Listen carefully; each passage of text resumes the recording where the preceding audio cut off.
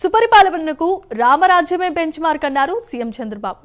మంచి పరిపాలనను రామరాజ్యంతోనే పోల్చుకుంటామని అయోధ్యలో సీఎం చంద్రబాబు పర్యటిస్తూ ఈ మాటలన్నారు.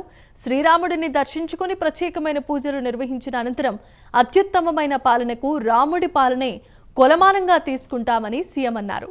అయోధ్యలో నిర్మించిన రామ మందిరం మన సంస్కృతి సాంప్రదాయాలకు ప్రతీకగా నిలుస్తుందని, ఎన్నో వివాదాల అనంతరం ఆలయం నిర్మితమై దేశ ప్రజల కళ సాకారమైందని అన్నారు. భారత్లో ఆధ్యాత్మిక కేంద్రంగా అయోధ్య రామాలయం మారిందన్నారు సీఎం. ఆలయ నిర్మాణంతో పాటుగా యూపీలో సుపరిపాలన అందిస్తున్న యోగి ఆదిత్యనాథ్ ప్రభుత్వాన్ని సీఎం చంద్రబాబు ప్రశంసించారు.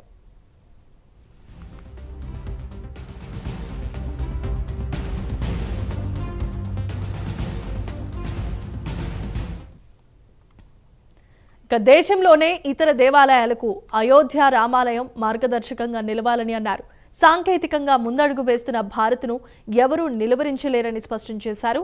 2047 వికసిత్ భారతే లక్ష్యంతో యూపీ, బీహార్లు కూడా కీలకమైన పాత్రను పోషించాలని అన్నారు. శ్రీరాముడి దర్శనం అనంతరం సీఎం చంద్రబాబు ఎక్స్లో స్పందించారు. శ్రీరాముడు పాటించిన విలువలు కాలానికి అతీతంగా ఎప్పుడూ స్ఫూర్తినిస్తూ ఉంటాయని అన్నారు. రాముడు పాటించిన విలువలు సుపరిపాలనకు నిరంతరం మార్గదర్శకంగా నిలుస్తాయని చెప్పారు. అయోధ్యలో శ్రీరామ దర్శనం తనకు నూతనమైన శక్తిని ఇచ్చిందన్నారు.